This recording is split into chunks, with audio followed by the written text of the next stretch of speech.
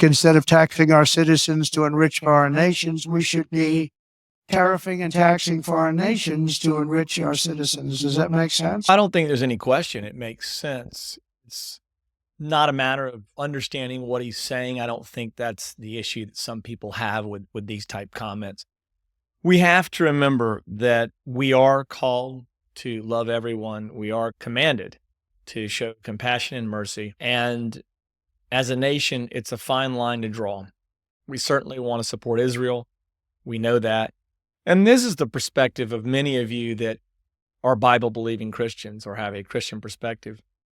So when we hear that Trump is going to start putting tariffs on other nations, it can be concerning.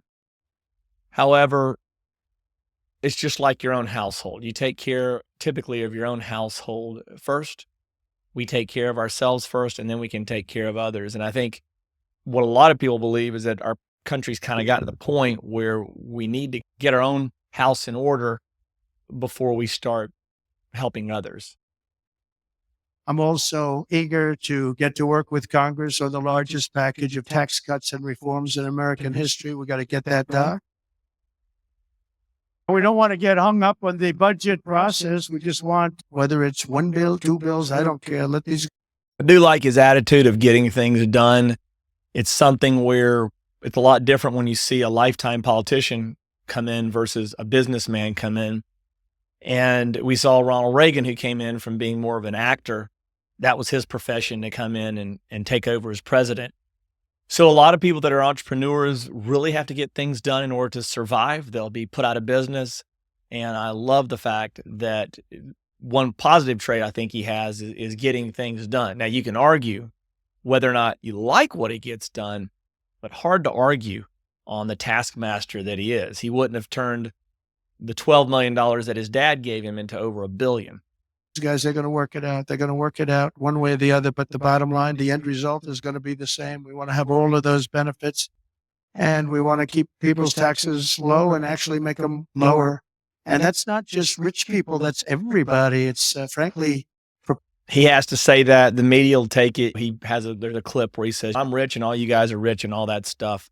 He's wise to say this, mainly because it gives the American people confidence that are listening, but also to protect himself from the media that might try to take and twist and say the tax cuts are just for the wealthy.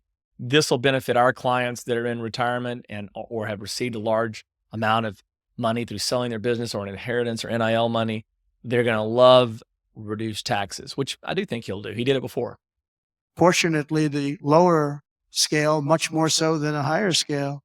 Not only must we permanently extend the Trump tax cuts, if we don't, you're going to have about a 60% tax increase. But I also intend to keep my promises, starting with no tax on tips. The 60% tax increase, real briefly here, is talking about his tax cuts from previously are going to sunset and go away. So we got to keep them going, or we got to make new ones. And that's what he gets into talking about here. No taxes on tips and Social Security. He goes into that a little bit more here. Tax on Social Security and no tax on overtime. We're working very hard to get them done. Canada's taking massive amounts of, they send us millions of cars.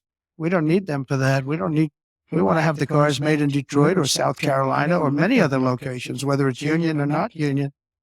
All about producing in the U.S. He's not going to get into the union stuff. He's just getting into the U.S. The guy obviously has a big ego. He doesn't want to feel he wants to be known as a great president, if nothing else. And he, along with his team that have been extraordinarily successful in business, are going to be leading our country. And it's going to be fun to watch as they continue to do things that we've really never seen done before at the rate that they're doing. Once again, we have whether we're going to have a positive attitude or a negative attitude in this whole thing. It's really up to you, and it's up to me.